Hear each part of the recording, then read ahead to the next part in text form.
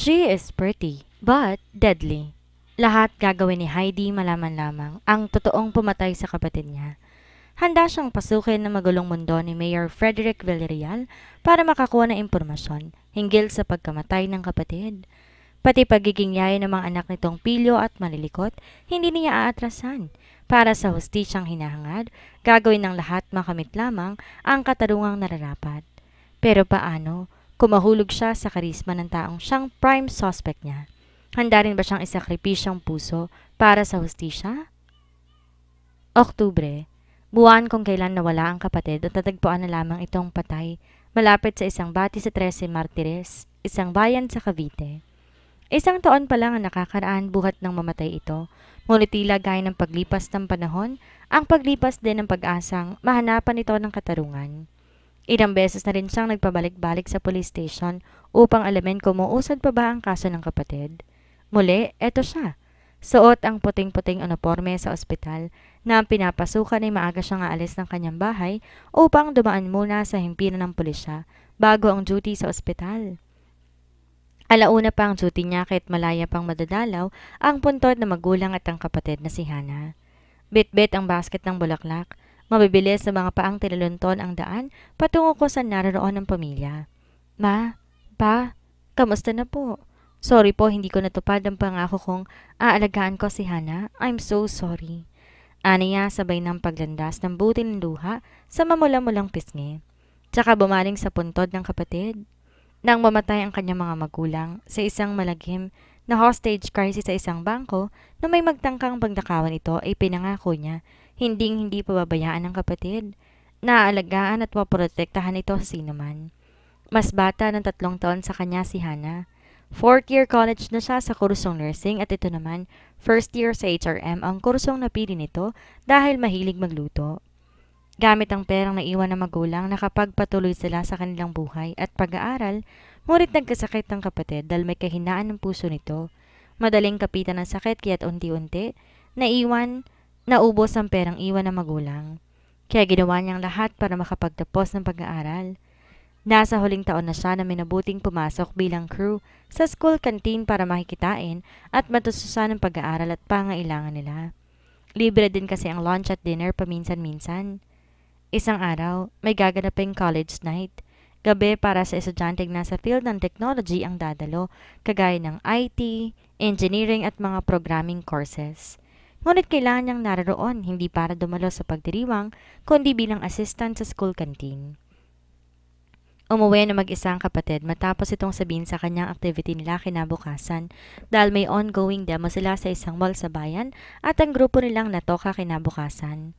Walang-wala siya talaga kaya't sinabi ng kapatid na dedelehensa siya. Nakita pa nga niyang paglaglag ng balikat nito. Ang sahod niya sa kantina ay sa sunod na linggo pa at ang inaasahan lang nila magkapatid ay ang upa ng 2 pintuang paupahan nila na naiwan ng mga magulang. At sa katapusan pa naman ang bayaran ng kanilang boarder. Sagad na sagad kasi ang perang naiwan ng mga magulang eh. Muli, nahabag siya sa kapatid. Gagawa na lamang niya ng paraan. Nang maya-may tumunog ang may kalumaan niyang cellphone. Ate, huwag ka na mag-alala sa gagamitin kong pera bukas. Isasanla ko na muna ang kwintas ko. Basa sa text ng kapatid. Doon naalala ang kwintas na sinanla rin niya na hanggang ngayon ay hindi na nakuha pa. Bigay yon ng mga magulang. Binili nila nung minsan magbakasyon silang mag-anak sa Hong Kong. Magkapareho iyon. Muli tumunog ang cellphone. Sige ate ha, lalabas na muna ako at hahabunin ko pa ang pagsara ng pawn shop. Baka kasi tanghali na silang magbukas bukas. Maaga daw kaming mamimili bukas eh. Muli, basa saka nireplyan ang mag-ingat ito. Di niya akalain yun na pala ang huling pag-uusap nila ng kapatid. Hana, sorry. Kung nandoon ako, hindi ka na lumabas at sana ako na lang nagpunta ng sanlaan. Ano niya? Patawarin mo si ate ha? Dagdag pa at saka nagpaalam na sa mga ito. Mahal na mahal kita. Alam kong kasama mo na sila mama at papa.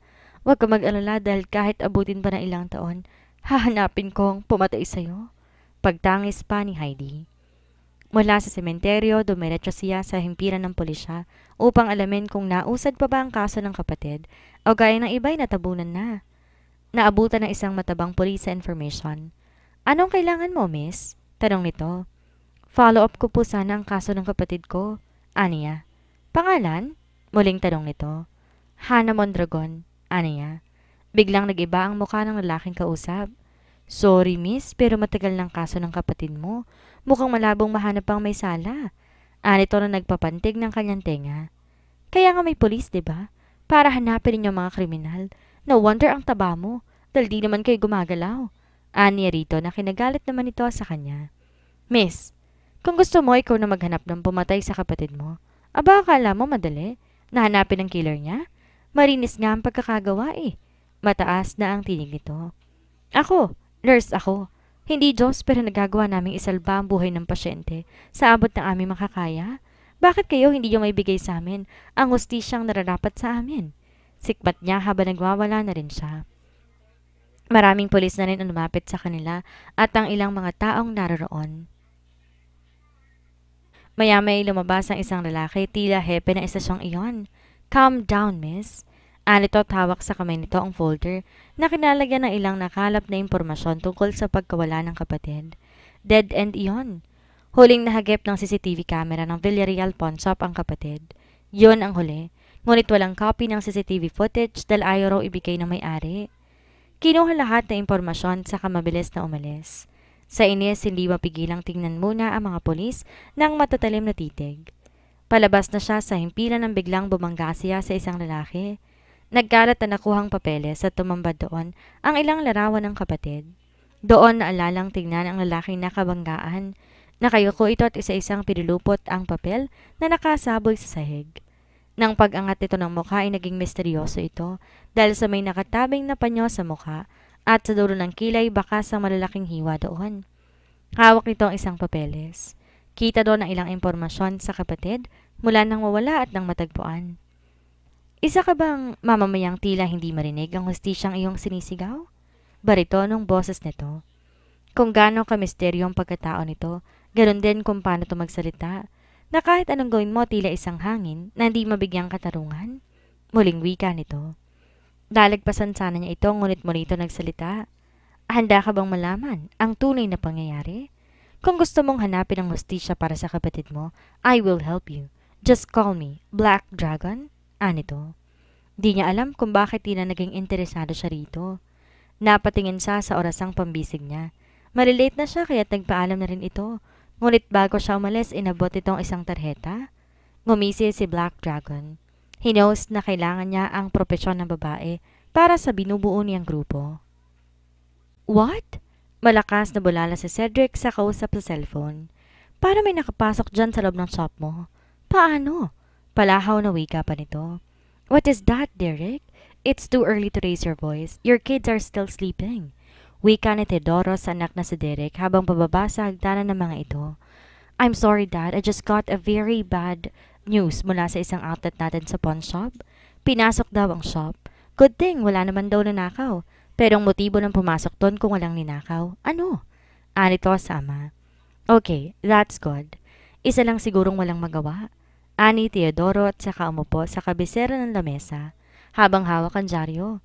Anyway, you have to find a new nanny because Karen told me already that she can't take it anymore. Dagdag pa nito. What? How? Why? Sunod-sunod na turan sa amang cool na kulpa sa kabila ng nakaambang problema. Sana naman sa hahagilap na magiging yaya ng mga anak. Ewan ko ba dyan sa anak mong panganay? Muntik nang mahulog sa hagdan si Karen sa kapilyuhan. Tugon nito tukoy ang kanyang 7-year-old son. Hindi niya ito inanak dahil pinangako lang ng dati niyang kasintahan. Sinabing siyang ama ngunit nung ipa-DNA negative dahil iniwan na ng ina sa kanya, tinuring na rin niyang anak. Maging ang dalawang sanggol pinaako na lang din sa kanya. Sinabing anak niya, ngunit gaya ng unay hindi rin. Ayaw naman niyang magkaroon ng bigat sa konsensya kaya inako na rin niya kahit hindi naman niya mga anak. Parehong 1 year and a half na ang dalawang sunod na pinaako ng dalawang babae na naka one night stand. Wala siya magawa kundi maghanap ng katulong at buti na lamang na makausap ang sekretary niya may irerekomenda raw ito. Kinabukasan, dumating ang babaeng nirekomenda ng sekretarya. Napakunot noo siya sa babaeng nakikita. Baka nagkakamali lang babae sa napuntahang bahay. Pababa na siya ng hagdan na makita siya nito. Mabilis na naghanda si Heidi nang sabihin na kaibigan na naghahanap daw ng nani ang bagong halal na alkalde na si Derek Villarreal. Napangiti siya nang sabihin niya ng kaibigan kaya't agad siyang pumayag. Yun na ang hudyat sa pagpasok niya sa buhay nito. Aalamin niya kung ano ba ang kinalaman nito sa pagkawala ng kapatid. Malaki ang posibilidad na ito ay isa sa prime suspect niya dahil nakita mula sa copy ng CCTV na nakuha niya sa loob ng shop ng mga ito. Nakita niya roong naroon ang lalaki sa mismong araw na nagsangla ang kapatid. Kitang-kita niya rin kung paano tong titigan ng lalaki. Habang nakikita itong pababa sa hagdan, umahon ang galit niya. Nagkamali ka yata ng pinuntahang bahay. Baritonong boses pa nito. Hindi po sir, ito po yung binibigay ng kaibigan ko. Ito. Inosenteng turan kasabay abot sa papel na pinagsulatan niya ng address. Doon nakumpirma nga ni Derek na itong babaeng pinapunta ng sekretarya. Pero paano magiging yaya ang babaeng kaharap? Una, mukha itong teenager. Pangalawa, mukhang mayaman. At pangatlo, mukhang hindi naman yaya. Sir, ba't po ganyan kayo makatingin? May muta po ba ako? Ani Heidi para mawala sa kanya ang pansin nito dahil medyo nakakailang na ang titig nito. Wala. Hindi ako makapaniwalang yaya ang trabahong papasukin mo. Katwa nito. Huwag mo nang bilugin ang ulo ko dahil bilog na Frederick Villarreal.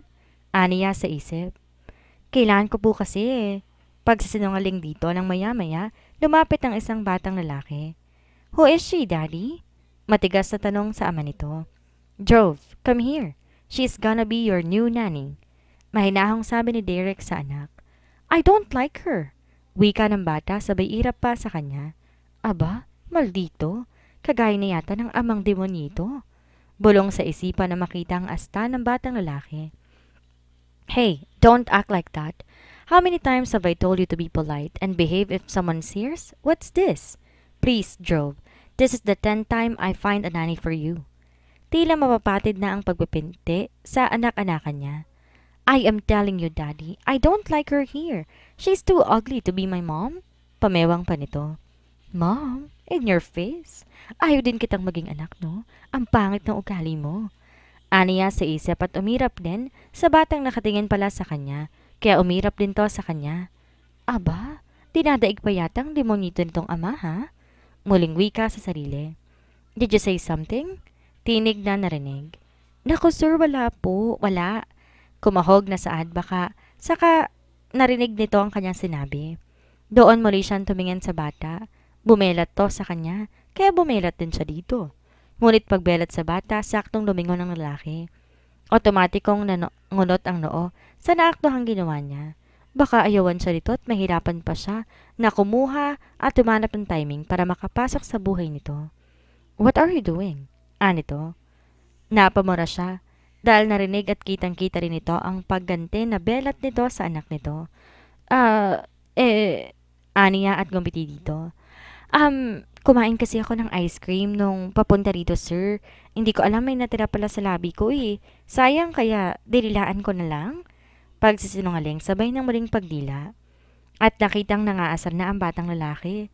Muli, tinaas ang kamay para ituro dito kasabay ng pagpo-poker face.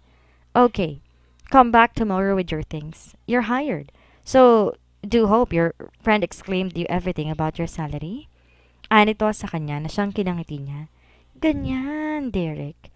Hindi ko sasayangin itong pagkakatang binigay mong to para pagiganti ang kapatid ko. Diwang ng isipan niya. Muli, dumila ang batang lalaking nasa hagdanan na. Dumila siya pabalik na liligay pang dalawang kamay sa ulo at tinga sungay sabay labas ng dila.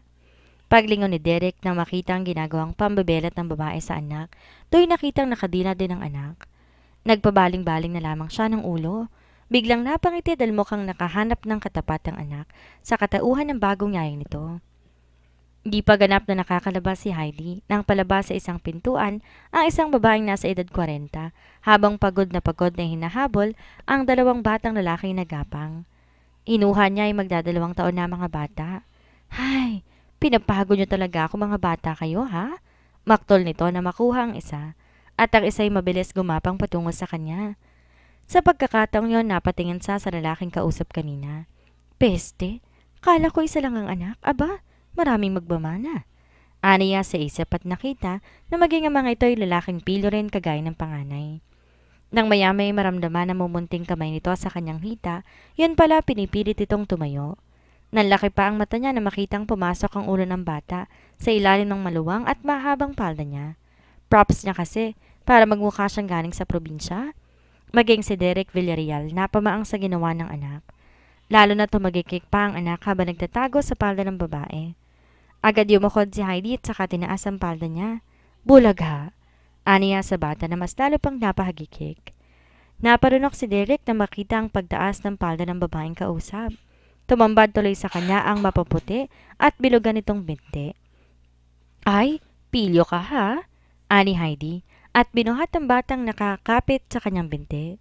Mukhang di naman kamukha ng Herodes ito Aniya sa isip ng makitang kabuuan ng bata. Maging ang batang ay hawak na ng babae at ang malditong panganay. Sa kabilang banda, naku iha, pasensya ka na ha. Makukulit lang tong mga alaga ko. Wika na matandang nakalapit na pala sa kanila. Okay lang po, bukas dalawa na tayo. Masayang wika ko dito. Ha? Akala ko kasintahan ka nitong si Sir. Maang naturan pa nito. Napatawa siya sa sinabi nito at biglang natigil lang na sumeryosong mukha ng lalaking tinutukoy nito. Ikaw talaga, manang, palabiro ka. Bawi niya. Hindi ang ganda mo kaya at saka hindi halatang magiging yaya ka lang. Katwiran pa nito. Ngumiti na lamang siya at nagpaalam dahil bukas na bukas din babalik siya. Babalik siya upang maging mas lalong kilalanin na isang Derek Villarreal. Kinabukasan, maaga siyang bumalik sa mansyon ng mga ito. Malapit na siya roon na makita ang paglabas ng dalawang sasakyan buhat dito. Napakunot noo siya. San kayang punta ng mga to? Aniya sa isip na maya-maya, siranyasan siya ng kawaksing nagbukas ng gate sa mga ito. Si Aling Biningyon ang matandang mayordoma ng mga ito. Ang aga mo, Ining. Halika, pasok ka. Anito. Sinundan niya ang tingin ng sasakyan na kakaalis lamang. Si Derek, may meeting daw sila kasi sa munisipyo. Alam mo ba, bagong halal? Anito sa kanya. Sambit na lamang niya. Na makapasok, kinuha nitong medyo may kalakihang bag niya. Tsaka siya giniya sa komedor at nakita mula roon ang babaeng kasamang dalawang bata. Sa kabisera naman ng lamesa ay naroon ang matandang nagbabasa ng dyaryo na hindi man lang nag-abalang tingnan siya nito.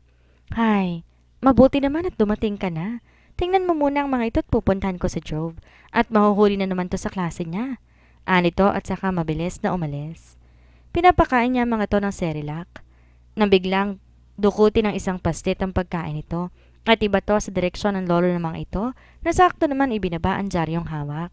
Sa pool ang mukha ng Don sa ginawa ng mga apo na sabayan pang napahagikik at tila tawang-tawa sa ginawa sa kanilang lolo.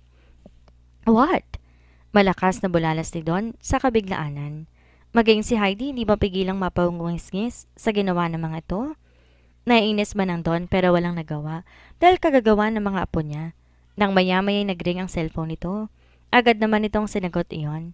Hello pa! Agad na bungad ni Derek sa ama. Hindi niya kasi alam ang gagawin dahil napagdesisyonan ng kanyang mga kasama na wag ituloy ang taunang pista at gagamitin na lamang daw ang pondo sa gagawing bagong munisipyo. What is it, Derek? Ano na naman? Dinig na hinaing ng Don sa anak. My God, Derek! Alkalde ka na at alam mo nang gagawin mo sa mga constituents mo. Bakit itatanong mo pa sa akin? Mariing tura ng Don. Bakit pa? Pa ka ng pa dyan. 32 ka na. Bahala ka na. Inis ng wika ng Don. Nanggigil na ako ha, Derek. Itong mga anak mo hindi ko alam kung paanong susuwetuhin at ang kasitulan. Tingnan mo nga ginawa sa akin ngayon lang. Binato ko ng Cerelac sa mukha. Buti sana kung nakangako para sa pulsa bibig ko pero hindi Maktol ng matanda. Nangingiti si Heidi sa naririnig sa matanda. Pagbalik ng tingin sa dalawang bata, pinagdiskitahan naman ng kani-kanilang mukha. Kapwa nagpupunasan ng Cerelac sa mukha. Enough, Derek. Deal with it. Malakas na boses ng matanda na nagpabalik ng tingin dito. Nakita kong pinatay ang cellphone habang pinapahid ang Cerelac sa mukha nito. Papas boy ka pala Nagawa mo bang pagsabay-sabay ng anak mo? Gigil na wika sa isipan. Pinag-aralan mabuti ni Heidi ang kabuang bahay ng mga Villarreal. Nakita niya ang ilang CCTV nakakabit. Mukhang di basta-basta ang magkikilos sa bahay ng mga to. Napamura siya sa isipan. Kailangan niya maging maingat. Nakita niya sa likod ng bahay ang isang bungalow. Mukhang maid's quarter pero di naman doon nakatira ang mga katulong o yaya. Tila naman nabasa ni Aling Bining ang nasa isip. Yang bahay na yan, buhay noon ng mag-asawa na Leila at Rudy. Kasama ko sila noon kaya lang. Putol na saad pa nito. Naging curious siya sa sunod na sasabihin nito. Kaya lang ano, Aling Bining? Aniya para ipagpatuloy nito ang sinasabi. Kaya lang, napatay sila ng may armadong lalaking pumasok ng bahay. Maging si Doña Catalina yung napatay at ang masaklap ay ginahasa muna ito. Pagkukwento nito. Naging malalim ang ginawang pag-iisip sa natuklasan.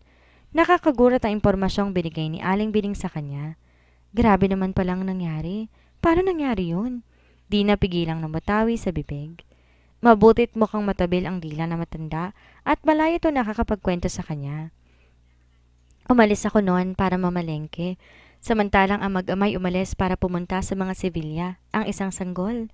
Paalis din ng mga to dahil may check-up ang Doña Catalina, ngunit doon nangyari nakakagimbal na kamatayan ng mga to.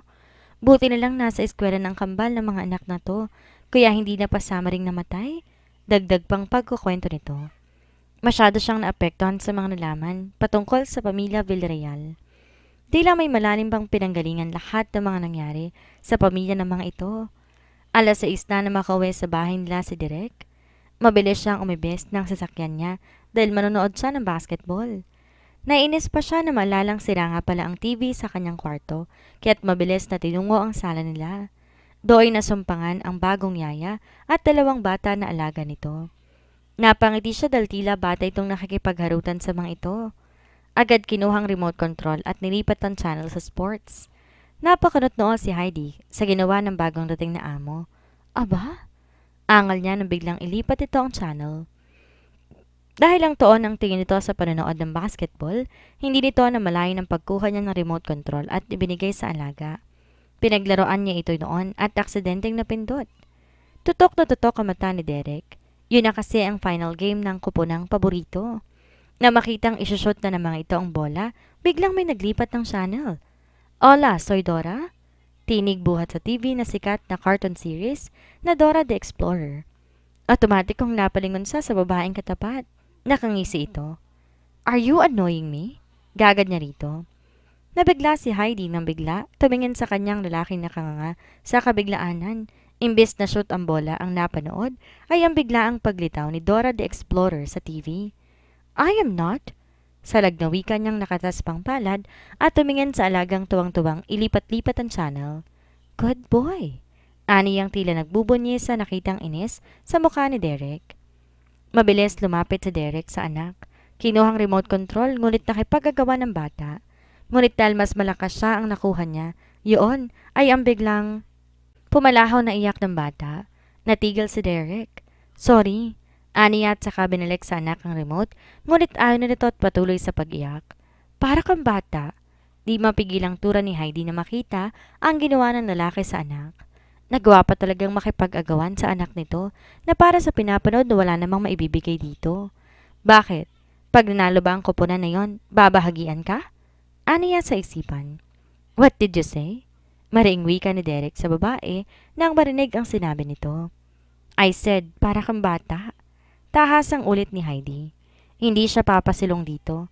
Totoo naman na para tong bata eh. What did you say?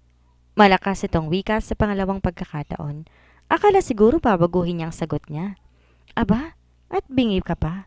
O ayaw mo lang amin na para ka talagang bata? Aniya sa isip at nakipagsukatan pa ng titig dito. Uulitin ko for the third time. Para kang bata. Malakas na wika niya nang hawakan siya nito sa magkabilang braso. Saka nilapit ang mukha sa mukha niya. Nanlaki ang mga mata niya nang tuluyang lumapat ang mga labi nito sa kanyang labi. Nakailang lunok siya dahil sa labis na antisipasyon na nararamdaman sa pagkakalapat ng labi nila. Hanggang sa muli, narinig niya tong nagsalita. Ulitin mo pang sabihin sa akin, hindi na lang halik ang gagawin ko sa'yo. Anito at saka tuluyang umalis. Naiwan siyang natigilan sa ginawa nitong paghalik sa kanya.